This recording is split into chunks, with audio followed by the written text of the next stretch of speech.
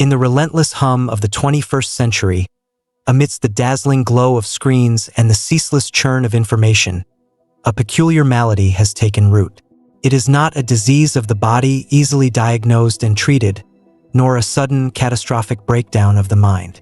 Instead, it is a pervasive, insidious condition, a quiet erosion of the soul that whispers through the fabric of our daily lives. This is the subtle sickness of modern life, a profound spiritual and psychological malaise that often goes unnoticed, masked by the relentless pursuit of progress, comfort, and external validation. It is the feeling of being perpetually busy yet profoundly unfulfilled, constantly connected yet deeply alone, endlessly stimulated yet strangely numb. This sickness manifests not in dramatic collapses, but in the quiet anxieties that prick at the edges of our consciousness, the low-grade depression that settles like a persistent fog, the gnawing sense of meaninglessness despite abundant material possessions. It is the paradox of an age that promises liberation through technology and abundance, yet delivers a pervasive sense of entrapment and scarcity of true connection. We are, in many ways, living in a golden cage, where our basic needs are met, but our deeper human longings for purpose, community, and genuine self-expression are left to wither. Carl Jung, with his profound understanding of the human psyche and its relationship to the collective, would undoubtedly recognize the symptoms of this modern affliction. He spoke extensively about the dangers of a one-sided development, where certain aspects of the psyche are overemphasized at the expense of others. In our modern world, the rational, the external, the quantifiable, and the material have been elevated to supreme importance, while the intuitive, the internal, the qualitative, and the spiritual have been systematically devalued and repressed. This collective imbalance, Jung would argue, inevitably leads to a neurosis of the soul, a widespread spiritual disease that permeates individuals and society alike. Friedrich Nietzsche, with his piercing critique of modernity, foresaw much of this. He warned against the dangers of nihilism, the creeping sense that life has no inherent meaning or value, which he believed would arise from the death of God and the erosion of traditional values. In our hyper-rational, secular age, many have indeed found themselves adrift in a sea of relativism, struggling to anchor their lives to anything beyond fleeting pleasures and superficial achievements. The constant bombardment of information, the endless comparison facilitated by social media, and the commodification of every aspect of human experience contribute to this sense of meaninglessness, leaving individuals feeling like cogs in a vast, indifferent machine. Arthur Schopenhauer, with his bleak yet insightful philosophy, would point to the relentless, insatiable nature of the will, the blind, irrational striving that drives all existence. In modern life, this will often manifest as an endless cycle of desire and consumption. We are constantly told that happiness lies just beyond the next purchase, the next promotion, the next technological gadget. Yet, each acquisition brings only fleeting satisfaction, quickly replaced by a new desire, trapping us in a treadmill of unfulfilled longing.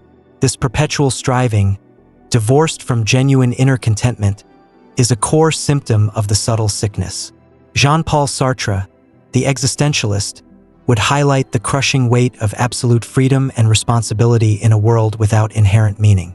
In a society that increasingly strips away traditional frameworks and collective narratives, individuals are left to forge their own meaning, often without adequate guidance or support.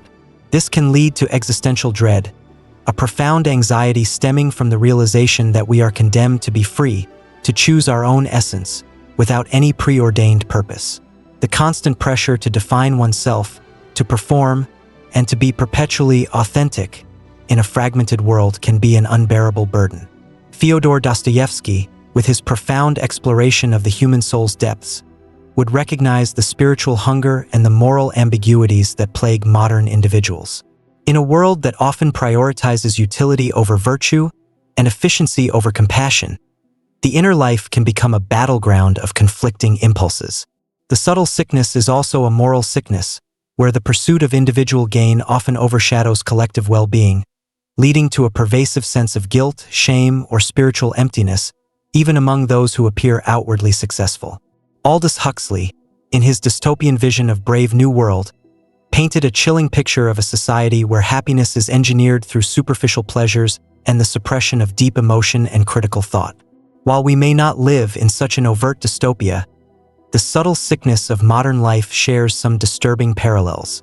The constant distraction offered by entertainment, the widespread use of pharmaceuticals to manage emotional discomfort, and the erosion of genuine intellectual discourse can create a society that is superficially content but deeply unthinking and unfeeling, sacrificing true human flourishing for a manufactured sense of well-being. Finally, Gabor Mate, with his compassionate and incisive work on addiction and trauma, would argue that the subtle sickness is often a manifestation of unaddressed trauma and a profound disconnection from our authentic selves.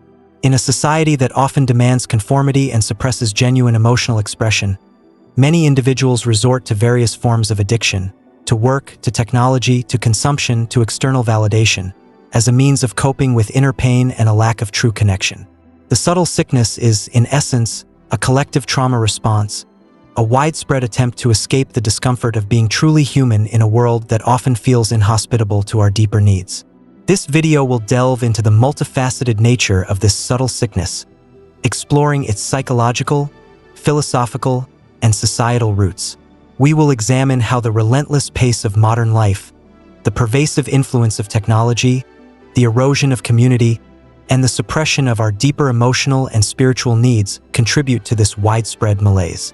Most importantly, we will explore potential antidotes, drawing insights from Jung, Nietzsche, Schopenhauer, Sartre, Dostoevsky, Huxley, and Mate to illuminate paths towards greater wholeness, meaning, and genuine well-being in an increasingly complex world. It is a call to awaken to the quiet suffering within and around us, and to reclaim the vibrant, authentic life that modern existence often obscures. The tyranny of the external performance, comparison, and the loss of inner authority. One of the most insidious symptoms of the subtle sickness of modern life is the relentless tyranny of the external. We live in an age where performance is paramount, where every aspect of our lives, from our careers to our relationships to our very self-worth, is increasingly measured, quantified, and displayed for public consumption. This creates a pervasive culture of comparison, where our sense of value is derived not from an inner wellspring of self-acceptance, but from how we stack up against an idealized, often unattainable external standard.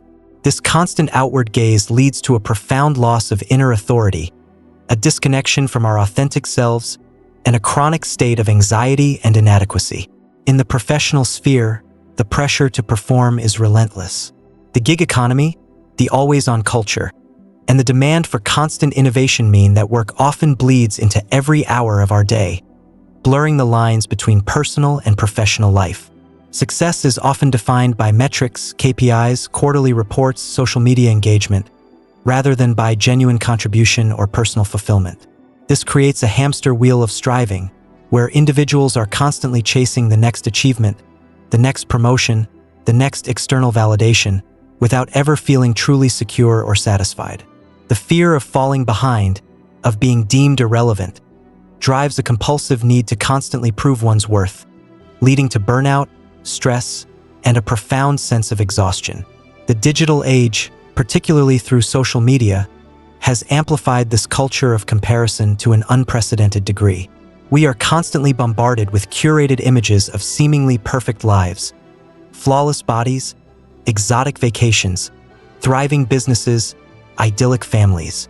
These idealized representations, often far removed from reality, become the benchmarks against which we unconsciously measure our own lives.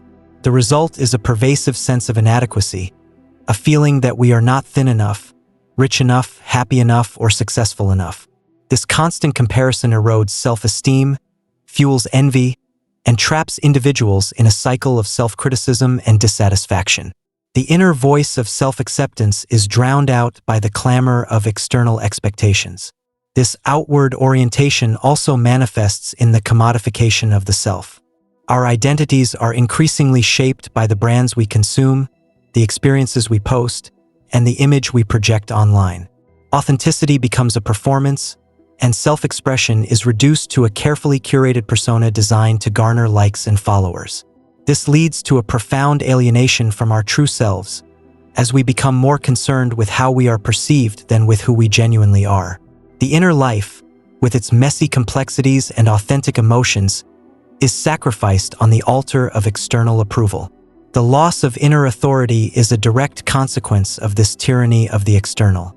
When our sense of self-worth is derived from external validation, we become highly susceptible to the opinions and expectations of others. We lose touch with our own intuition, our own values, and our own sense of purpose. Decisions are made not based on what feels right or true to us, but on what will be approved of by our peers, our employers, or the anonymous masses online. This creates a profound sense of powerlessness as we relinquish control over our own lives to an invisible jury of external judges. Jung would argue that this is a symptom of a collective neurosis where the ego has become overly identified with the persona, the mask we present to the world, and has lost its connection to the deeper, more authentic self, the self. The relentless pursuit of external validation leaves the soul starved, leading to the subtle sickness of anxiety, depression, and meaninglessness. Nietzsche, too, would recognize this as a form of herd mentality, where individuals sacrifice their unique will to power for the comfort of conformity and external approval. The antidote to this tyranny lies in reclaiming inner authority. It requires a conscious effort to turn inward, to reconnect with our own values, our own intuition, and our own sense of purpose. It means cultivating self-acceptance, regardless of external validation, and daring to live authentically, even if it means going against the grain. It involves a radical act of self-love, where we prioritize our inner well-being over external performance and our genuine connections over superficial approval. Only by reclaiming our inner authority can we break free from the subtle sickness of comparison and performance and begin to live a life that is truly our own. The erosion of connection, digital isolation, and the loss of community. Paradoxically, in an age of unprecedented connectivity, one of the most poignant symptoms of the subtle sickness of modern life is the profound erosion of genuine human connection and the resulting digital isolation. While technology promises to bring us closer, it often fosters superficial interactions that leave us feeling more alone than ever. The decline of traditional communities, the rise of individualized lifestyles, and the pervasive nature of online interactions contribute to a pervasive sense of solitude, even amidst the constant hum of digital communication. The advent of social media, while offering platforms for global communication, has inadvertently created a new form of isolation. We are constantly connected, yet rarely truly present with one another.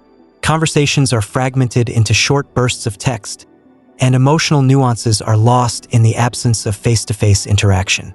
The curated perfection of online personas creates a barrier to genuine vulnerability, as we are more inclined to share our successes than our struggles. This creates a sense of being surrounded by people, yet feeling unseen and unheard, as our authentic, imperfect selves remain hidden behind a digital facade. The decline of traditional community structures further exacerbates this sense of isolation. In the past, individuals were embedded in close-knit communities, families, neighborhoods, religious institutions that provided a sense of belonging, mutual support, and shared identity. In modern, highly mobile societies, these traditional bonds have weakened. We often live far from our families, have limited interaction with our neighbors, and are less likely to participate in communal activities. This leaves a void that technology, for all its promises, cannot fully fill. The sense of being part of something larger than oneself, of being held and supported by a community, is a fundamental human need that is often unmet in modern life. This digital isolation has profound psychological consequences. It can lead to increased rates of depression, anxiety, and loneliness.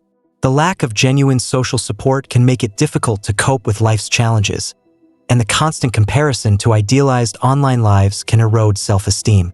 The human brain is wired for connection, and when this need is unmet, it can lead to a state of chronic stress and emotional dysregulation. The subtle sickness of modern life is, in many ways, a sickness of disconnection. Furthermore, the erosion of community has significant societal implications. A society of isolated individuals is more susceptible to manipulation, polarization, and the erosion of democratic values. When we are disconnected from one another, it is easier to see others as abstract categories rather than as fellow human beings with their own hopes, fears, and struggles. Empathy declines and the social fabric weakens.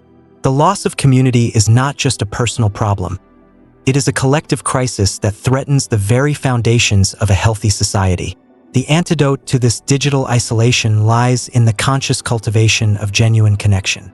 It requires a deliberate effort to prioritize face-to-face interactions over digital ones, to engage in vulnerable conversations, and to actively participate in communal activities. It means seeking out like-minded individuals who share our values and interests, and investing time and energy in building deep, meaningful relationships. It also involves a critical examination of our relationship with technology, setting boundaries around our use of social media, and being mindful of how it impacts our mental and emotional well-being. Rebuilding community is a collective endeavor. It requires a shift in our societal values, where we begin to prioritize connection over consumption and collaboration over competition. It means creating spaces, both physical and digital, where people can come together to share their stories, support one another, and work towards common goals. It is a call to reclaim the ancient human practice of gathering, of sharing, and of belonging. Only by healing the wounds of disconnection can we begin to address the subtle sickness of modern life and create a world that is not just technologically advanced, but also deeply human. The anesthetized soul, distraction, comfort, and the avoidance of discomfort. At the heart of the subtle sickness of modern life lies a profound and pervasive avoidance of discomfort. We live in a culture that relentlessly promotes comfort, convenience, and instant gratification, while simultaneously pathologizing and suppressing any form of pain, struggle, or negative emotion. This has led to the creation of an anesthetized soul, a psyche that is so shielded from discomfort that it has lost its capacity for resilience, growth, and genuine emotional depth. The constant pursuit of comfort, while seemingly benign, is a key contributor to the widespread sense of emptiness and meaninglessness that characterizes our age. Technology plays a central role in this culture of comfort. With a few taps on a screen, we can order food, summon transportation, and access an endless stream of entertainment. While these conveniences undoubtedly make life easier in many ways, they also rob us of the small, character-building struggles that were once an inherent part of daily life. The need for patience, for effort, and for delayed gratification is steadily diminishing, replaced by an expectation of immediate and effortless satisfaction. This can lead to a low tolerance for frustration and a diminished capacity to cope with life's inevitable challenges. The entertainment industry, with its constant stream of movies, TV shows, and social media content, provides a powerful means of distraction from inner discomfort. Whenever we feel bored, anxious, or sad, we can easily escape into a virtual world that offers temporary relief. While entertainment has its place, a constant reliance on it as a means of emotional regulation can prevent us from engaging with and processing our deeper feelings. We become spectators of life rather than active participants, passively consuming content instead of actively creating meaning. The medicalization of emotional pain further contributes to this anesthetized state. While pharmaceuticals can be life-saving for individuals with severe mental illness, their widespread use for managing everyday emotional discomfort can be problematic.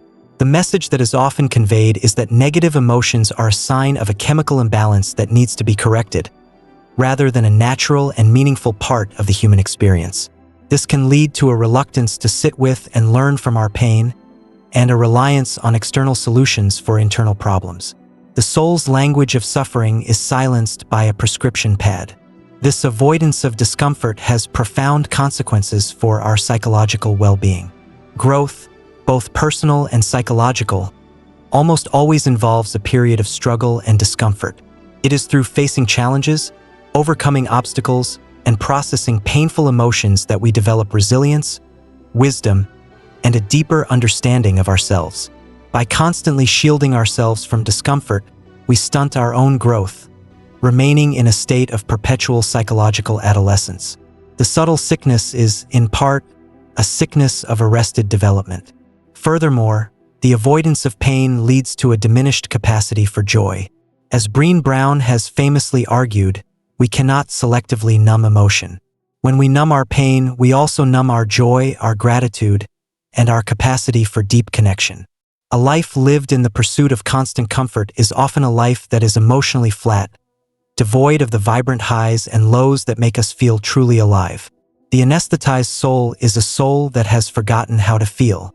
The antidote to this anesthetized state lies in the courageous act of embracing discomfort. It requires a willingness to sit with our pain, to listen to its messages, and to learn from its wisdom. It means cultivating mindfulness so that we can observe our thoughts and feelings without judgment and develop a greater tolerance for emotional distress. It involves engaging in challenging activities that push us out of our comfort zones, whether it be learning a new skill, having a difficult conversation, or facing a long-held fear. It is through these acts of courage that we reclaim our capacity for resilience and growth. It also requires a cultural shift, where we begin to see struggle not as a sign of failure, but as an essential part of the human journey. We need to create spaces where it is safe to be vulnerable, to share our pain, and to support one another through difficult times. We need to move away from a model of mental health that focuses solely on symptom reduction and towards one that embraces the full spectrum of human emotion, including the so-called negative ones. Only by resensitizing the anesthetized soul can we begin to heal the subtle sickness of modern life and rediscover the profound richness and meaning that comes from living a full, authentic, and emotionally vibrant life. The loss of the sacred, nihilism, materialism, and the starvation of the spirit. Perhaps the most profound and underlying cause of the subtle sickness of modern life is the widespread loss of the sacred. In a world increasingly dominated by scientific materialism, consumer capitalism, and a relentless focus on the external, the inner life of the spirit has been systematically devalued and neglected. This has led to a pervasive sense of nihilism, the belief that life is without inherent meaning, purpose, or value, and a spiritual starvation that leaves the soul feeling empty and adrift. The subtle sickness is, at its core, a sickness of the spirit. Historically, human societies have always been grounded in a sense of the sacred. Whether through organized religion, mythology, or a deep connection to nature, individuals have had access to a transcendent dimension of reality that provided a framework for meaning, a source of moral guidance, and a sense of belonging to something larger than themselves. These sacred traditions, for all their flaws, offered a powerful antidote to the anxieties of mortal existence, providing a sense of purpose and a connection to the eternal. In the modern West, however, the rise of scientific rationalism and the decline of traditional religion have led to what Max Weber called the disenchantment of the world. The universe is no longer seen as a sacred, living cosmos, but as a collection of dead matter governed by blind, impersonal laws. This has led to a profound sense of cosmic loneliness, as we find ourselves in a universe that seems indifferent to our deepest longings for meaning and connection. The sacred has been replaced by the secular, and the transcendent has been reduced to the material. Consumer capitalism has further exacerbated this spiritual void. In a society where everything is a commodity, even the sacred can be bought and sold. Spirituality is often reduced to a lifestyle choice, a collection of self-help techniques, or a set of aesthetic preferences. The deep, transformative work of spiritual development is replaced by the superficial pursuit of wellness, and the search for meaning is reduced to the consumption of spiritual products. This commodification of the sacred further trivializes the inner life, leaving the soul feeling unfulfilled. The consequences of this loss of the sacred are far-reaching.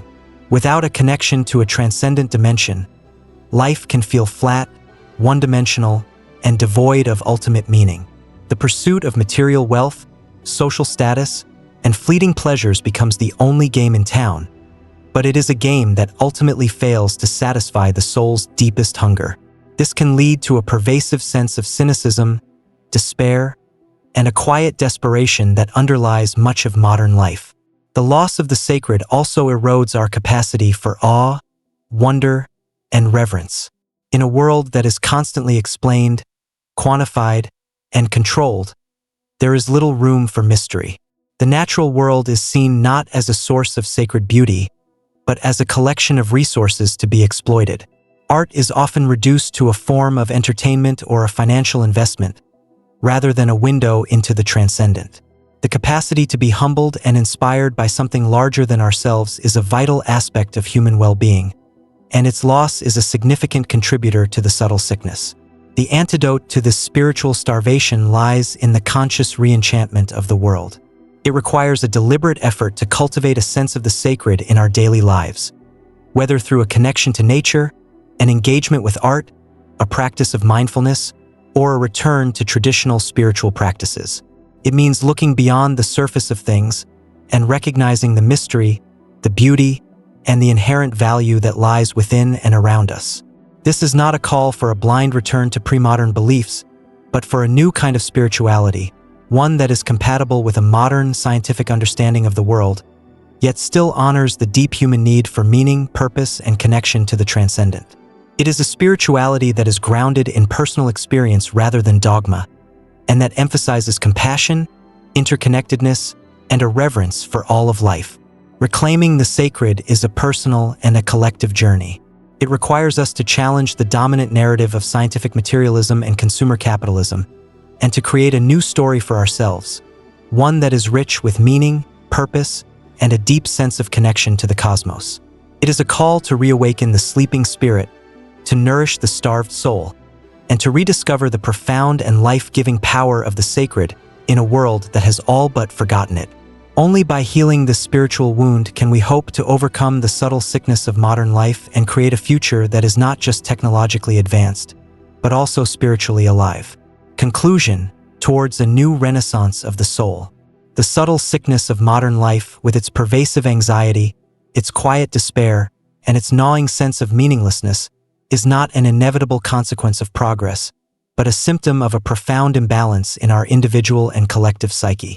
The relentless focus on the external, the erosion of genuine connection, the avoidance of discomfort, and the loss of the sacred have created a world that, for all its material abundance, often leaves the soul feeling starved and impoverished. We are living in a golden cage, and the bars are forged from our own one-sided values and misplaced priorities. However, to diagnose a sickness is not to surrender to it, but to begin the search for a cure. The insights of the great thinkers we have explored, Jung, Nietzsche, Schopenhauer, Sartre, Dostoevsky, Huxley, and Mate, offer not a counsel of despair, but a powerful call to action. They illuminate the path towards a new renaissance of the soul, a collective reawakening to the deeper dimensions of human existence that have been so long neglected. This renaissance begins with a courageous inward turn. It requires us to reclaim our inner authority from the tyranny of external validation, to cultivate self-acceptance, and to dare to live authentically, even in a world that demands conformity. It means unplugging from the endless cycle of performance and comparison, and reconnecting with our own unique values, passions, and sense of purpose. It also demands a conscious effort to rebuild genuine human connection. We must prioritize face-to-face interactions over digital ones, engage in vulnerable conversations, and actively participate in the creation of supportive, life-giving communities. We must challenge the isolationist tendencies of modern life and rediscover the profound human need for belonging. Furthermore, this renaissance requires us to embrace the full spectrum of human experience, including its inevitable pain and discomfort. We must resist the siren song of constant comfort and distraction, and instead cultivate the resilience, wisdom, and emotional depth that come from facing our struggles with courage and compassion. We must learn to listen to the language of our pain, for it often holds the key to our healing and our growth. Finally, and most fundamentally, this renaissance calls for a reenchantment of the world. We must challenge the soulless materialism of our age and actively cultivate a sense of the sacred in our lives. Whether through a connection to nature, an engagement with art, a practice of mindfulness, or a return to spiritual traditions, we must nourish the starved spirit and rediscover the profound sense of meaning, purpose, and reverence that comes from connecting to something larger than ourselves. This is not a simple or an easy path. It requires a radical shift in our individual and collective consciousness, a willingness to question our most deeply held assumptions, and the courage to live differently. But the alternative, a world of quiet desperation, of anesthetized souls, and of ever-deepening spiritual malaise, is far more terrifying. The subtle sickness of modern life is a wake-up call. It is an invitation to create a new story for ourselves, a new vision of what it means to be human in the 21st century. It is a call to build a world that is not just technologically advanced, but also psychologically whole, emotionally vibrant, and spiritually alive. The new renaissance of the soul is not a distant dream, but a present possibility, waiting to be born from our collective courage, our shared wisdom, and our unwavering commitment to a more deeply human future. The healing begins now, with each conscious breath, each authentic connection, and each courageous step towards a life of meaning, purpose, and genuine well-being. The illusion of progress, technological acceleration, and the fragmentation of the self. Modern life is defined by an unwavering faith in the narrative of progress, a belief that technological advancement inevitably leads to a better, more fulfilling existence. We are constantly surrounded by innovations that promise to optimize our lives, to make us more efficient, more connected, and more powerful. Yet, beneath this dazzling veneer of progress lies a subtle but profound fragmentation of the self. The relentless acceleration of technological change, while offering unprecedented opportunities, also poses a significant threat to our psychological coherence, our sense of time, and our ability to cultivate a stable, integrated identity. The sheer speed of modern life is a key factor in this fragmentation. We are bombarded with a constant stream of information, notifications, and demands on our attention. Our days are often a frantic rush from one task to another, with little time for quiet reflection or deep, focused work. This state of perpetual motion, what some have called time sickness, prevents us from being fully present in our own lives. We are always looking ahead to the next thing, the next deadline, the next notification, and in the process, we lose touch with the richness of the present moment. This temporal fragmentation makes it difficult to cultivate a sense of continuity and coherence in our lives, as our experience is shattered into a million tiny, disconnected moments. Technology, particularly the internet and social media, further contributes to this fragmentation by creating a multiplicity of selves. We have our professional self, our social self, our online self, and our private self, each with its own set of expectations and demands.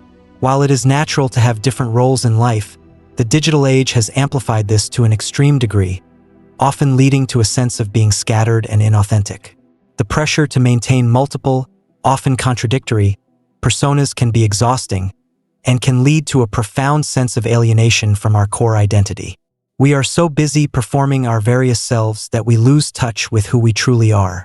Furthermore, the algorithmic nature of many modern technologies can create echo chambers and filter bubbles that reinforce our existing beliefs and biases, while shielding us from opposing viewpoints. This can lead to a fragmentation of our understanding of the world, as we are increasingly exposed to a narrow, personalized version of reality.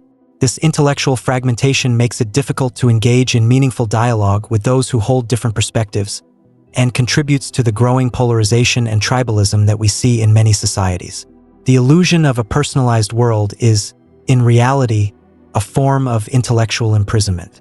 The constant stimulation offered by technology also fragments our attention. The human brain is not designed for the level of multitasking and constant distraction that has become the norm in modern life. The constant switching between tasks, the endless scrolling through social media feeds, and the perpetual background noise of notifications all take a toll on our cognitive abilities. We lose the capacity for deep, sustained focus, which is essential for complex problem solving, creative thinking, and the cultivation of a rich inner life. The fragmented mind is a superficial mind, unable to grapple with the deeper questions of existence. This technological fragmentation also has a profound impact on our memory and our sense of personal history. In an age where we outsource our memories to our devices, we may be losing the ability to construct a coherent narrative of our own lives. Our experiences are captured in a scattered collection of photos, posts, and digital files, but the connecting thread of personal meaning is often lost. The act of remembering, of weaving our past experiences into a meaningful story, is a crucial aspect of identity formation, and its erosion is a significant symptom of the subtle sickness. The antidote to this technological fragmentation lies in the conscious cultivation of slowness, focus, and integration. It requires a deliberate effort to disconnect from the constant stream of information and to create space for quiet reflection and deep, focused work. It means being mindful of our use of technology, and choosing to engage with it in a way that supports our well-being rather than undermines it. It involves a commitment to intellectual humility, a willingness to seek out diverse perspectives, and a recognition of the limitations of our own understanding. Ultimately, it is a call to reclaim the unity of the self. It means striving for coherence between our various roles and personas, and grounding our identity in a stable core of values and beliefs. It is a journey of integration, of weaving the fragmented pieces of our lives into a meaningful whole. Only by resisting the fragmenting forces of modern technology can we hope to cultivate the kind of deep, integrated self that is necessary for a life of purpose, meaning, and genuine human flourishing. The paradox of choice, freedom, paralysis, and the burden of self-creation. Modern life is characterized by an unprecedented expansion of choice. From the trivial to the profound, we are constantly presented with a dizzying array of options. We can choose our careers, our partners, our lifestyles, our beliefs, and even our identities. This expansion of freedom is often celebrated as one of the greatest achievements of modernity, a liberation from the constraints of tradition and fate. Yet, beneath this celebration lies a subtle paradox. The very abundance of choice that is meant to liberate us can also lead to a state of paralysis, anxiety, and a profound sense of being overwhelmed. The paradox of choice is a key, and often overlooked, symptom of the subtle sickness of modern life. In a world of limited options, the path forward is often clear. Decisions are guided by tradition, by community expectations, or by sheer necessity. While this can be restrictive, it also provides a sense of security and a clear framework for life. In a world of infinite choice, however, the burden of decision-making falls squarely on the individual. We are constantly faced with the need to evaluate, to compare, and to choose, and the fear of making the wrong choice can be paralyzing. This paralysis is exacerbated by the modern obsession with optimization. We are not just expected to choose, but to choose the best career, the best partner, the best vacation, the best consumer product. This creates an immense pressure to research, to analyze, and to maximize every decision, turning even the simplest choices into a source of stress and anxiety. The fear of missing out, FOMO, on a better option can lead to a state of perpetual indecision, where we are so afraid of making a suboptimal choice that we end up making no choice at all. Furthermore, the abundance of choice can lead to a decrease in satisfaction. When we have too many options, we are more likely to experience regret about the choices we do make, as we are constantly aware of the paths not taken.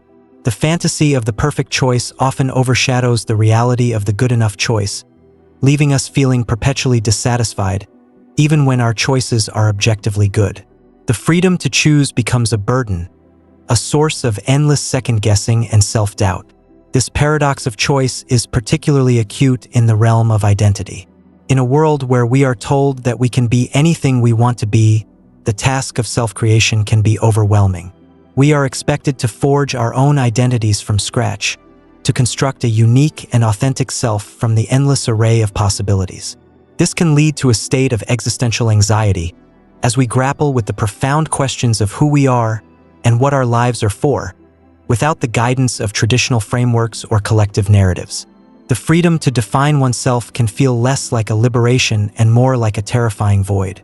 The antidote to this paralysis of choice lies in the cultivation of wisdom, commitment, and a healthy acceptance of imperfection. It requires a shift from a mindset of maximization to one of satisficing, of being content with a choice that is good enough, rather than endlessly searching for the elusive best. It means learning to trust our intuition, to make decisions based on our values, and to let go of the need for certainty and control. It also involves a conscious act of commitment. In a world of infinite options, the ability to commit to a path, a person, or a set of values is a radical act of freedom. Commitment provides a sense of direction, a framework for meaning, and a release from the endless anxiety of choice. It is through commitment that we transform the abstract possibilities of freedom into the concrete reality of a lived life. Finally, it requires a compassionate acceptance of our own limitations and the inherent imperfection of life. There is no perfect choice, no life without regret, and no identity without its contradictions. Embracing this reality can be profoundly liberating, as it frees us from the impossible burden of optimization and allows us to engage with life as it is, in all its messy, beautiful complexity. In conclusion, the paradox of choice is a central feature of the subtle sickness of modern life. The very freedom that is meant to empower us can also lead to paralysis, anxiety, and a profound sense of being overwhelmed. The path to healing lies not in rejecting freedom, but in learning to navigate it with wisdom, commitment, and a compassionate acceptance of imperfection. It is a call to embrace the freedom of a well-lived life, rather than being imprisoned by the fantasy of a perfect one.